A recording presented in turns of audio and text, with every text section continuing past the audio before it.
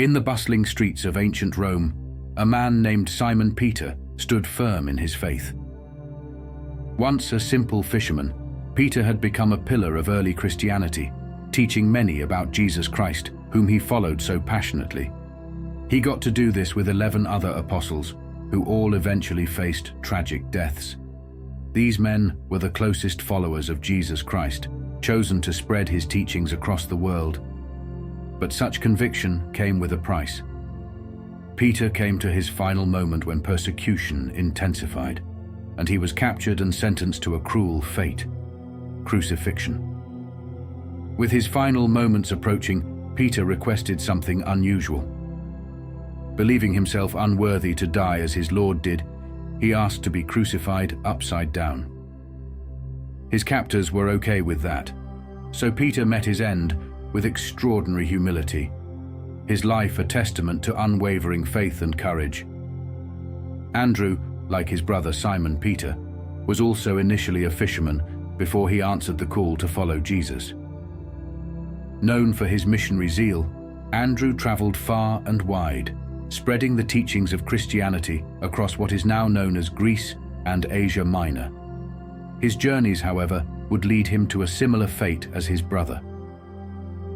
In the town of Patras, now in modern Greece, Andrew's unwavering determination to convert others to Christianity brought him into direct conflict with the local authorities. They decided to silence him, but not through a quick and merciful death. Andrew was sentenced to die on an X-shaped cross, a symbol that would later become known as St. Andrew's Cross. As he was bound rather than nailed to the cross, Andrew kept talking to the people watching him for 2 days before he gave in to his suffering. Not long after Andrew's torture, another disciple, James the Greater, the son of Zebedee and brother of John, faced his own trial of faith. James's journeys took him across Judea and into the dangerous terrains of Roman-ruled Jerusalem. His strong statement that Jesus Christ is the Messiah caused both praise and anger. Herod Agrippa, wanting to please the Jewish leaders and keep things calm, thought James was a danger to the fragile peace. To show his power and loyalty to Roman law, Herod quickly ordered James to be executed. In 44 AD, James became the first apostle to be killed by the sword. His death shocked the early Christians, but also made them stronger. James's story shows the dangerous journey of those who tried to spread Jesus' teachings in a world that often resisted and opposed them. His sacrifice, driven by passion and love for his mission, left a lasting impact on the faith he helped to grow. His brother John stands apart in the history of the apostles for his fate. Unlike his brother and many of his peers, John did not meet a torturing death. Instead, he faced exile and survival under persecution. After the devastating loss of his brother, John continued to spread the message of Jesus, which led to his eventual capture. The Roman authorities, worried about his influence and wanting to stop the spread of Christianity, sent John to live on the island of Patmos. It was in this remote and rough place that John supposedly received the visions that became the Book of Revelation, a deep and mystical scripture. Even in tough conditions, John did not give up. Stories say he survived many attempts on his life, including a miracle where he was saved from a pot of boiling oil. After Emperor Domitian died, John was allowed to return to Ephesus, where he continued his work until he died of old age. His life, full of endurance and vision, gave hope and strength to all believers. And then there was Philip, known for his strong desire to spread Christianity, traveled to the center of Asia Minor, which is now Turkey, to teach about Christ. He worked in Hierapolis, a city with many pagan temples and superstitions, challenging the religious and social norms of the time. Philip's efforts to spread Christianity caught the attention of the local authorities, who saw him as a threat to their power and traditional religions. As more people started to follow Christianity, the hostility towards him increased, leading to a dramatic end to his mission. Philip was arrested by the Roman authorities and cruelly tortured to make him give up his faith, but he did not. In the end, he was crucified upside down, facing his fate with the same faith and courage he always had. Philip's martyrdom had a lasting effect on Hierapolis and its new Christians, making him an important figure in the spread of Christianity in Asia Minor. Then we come across Bartholomew, also known as Nathaniel, is celebrated for his missions that possibly extended as far as India and Armenia, places deeply entrenched in their own religious traditions. His travels underscored a commitment to sharing the gospel across diverse cultures, often meeting resistance from those clinging to established beliefs. In Armenia, Bartholomew's efforts to convert people to Christianity made the pagan priests and the king very angry. Converting the king's brother was seen as a spiritual win and a political threat. The response was quick and brutal. According to tradition, the king's men captured Bartholomew. To scare the new converts, they skinned him alive and then beheaded him. Despite his terrible death, Bartholomew's work left a lasting impact. Many communities continued to honor and follow his teachings. Following that, we find Thomas, known as Doubting Thomas because he initially didn't believe in Jesus' resurrection, eventually became a strong preacher of Christianity. His faith took him further than most other apostles, all the way to India, a land very different from his own. In India, Thomas tried to spread Jesus' teachings and faced both curiosity and hostility. He worked hard, starting several Christian communities across the region. His dedication gradually changed many people's doubts into belief, similar to his own change back in Jerusalem. However, Thomas's growing influence worried the local religious leaders, who saw him as a threat.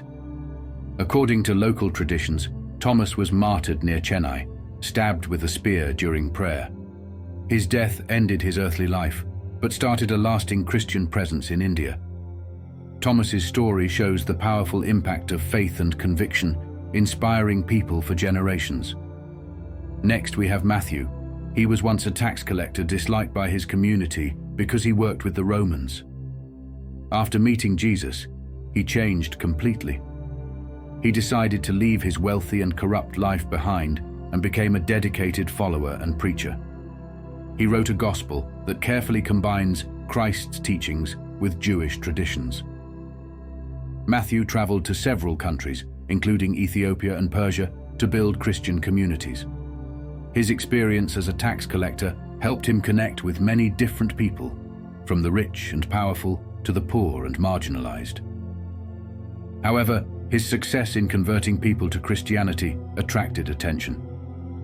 In Persia, while he was celebrating Mass, the king's agents, who were against his work and the spread of Christianity, confronted him. They killed him with a halberd, ending his life brutally. But Matthew's death didn't stop his message. It made it stronger, inspiring others to keep spreading the gospel with even more enthusiasm. And then we have James the Lesser, different from James the Greater because his deeds are less known, was still very important in early Christianity.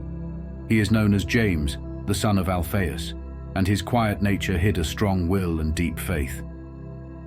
James helped mostly by being present and steady, rather than doing big actions or travels. He spent most of his time in Jerusalem and Judea, quietly supporting the growing Christian community. He lived with humility and dedication, being a silent support for other believers. According to old traditions, James died violently in Jerusalem. He was very committed to teaching Christianity and refused to give up his faith, which led to his martyrdom. Angry priests threw him from the top of the temple and then beat him to death. James the Lesser's death reminds us of the quiet strength that is often unnoticed, but crucial for keeping movements alive and inspiring future generations. Next is Jude Thaddeus, often confused with Judas Iscariot, who betrayed Jesus. Jude was actually one of the most dedicated and effective apostles. He wrote passionate letters encouraging Christians to stay strong during tough times. Jude traveled a lot across Judea, Samaria, Idumea, Syria, Mesopotamia, and Libya, spreading the Christian message of hope and redemption. His mission was very difficult because he often went to places where Christianity was hated. Despite these challenges, Jude's persuasive speaking and strong faith convinced many people to follow Christianity and inspired deep loyalty among his followers. Jude's missionary work eventually brought him to Persia, where he worked with Simon the Zealot. Their success in converting many people to Christianity caused resentment and fear among the Zoroastrian priests, leading to a violent response. Jude was killed in Persia, struck with an axe for his strong faith. His death made him known as a steadfast apostle, and he is often called the patron saint of lost causes, showing his unbreakable spirit. Then we come across Simon the Zealot, called this to distinguish him from Simon Peter, and to show his strong enthusiasm for Jewish law and Jesus' teachings, embraced his mission with a passionate heart. Unlike the other apostles, who were mainly fishermen or common people, Simon's background in a radical Jewish group made his preaching very intense. He spread his message across the Middle East and into Persia. In Persia, Simon teamed up with Jude Thaddeus, and together they formed a strong team, spreading the Christian message and creating small but strong communities of believers. Their success caught the attention of the local religious leaders, who saw them as a threat to their religious order. Their efforts and the threat they posed led to a tragic end. Simon was killed alongside Jude, being sawn in half, showing the dangers they faced. His violent death showed the extreme dedication and bravery of the early apostles, whose messages of faith and love often faced hostility in a divided world. Lastly, we have Judas Iscariot, who is best known as the one who betrayed Jesus Christ.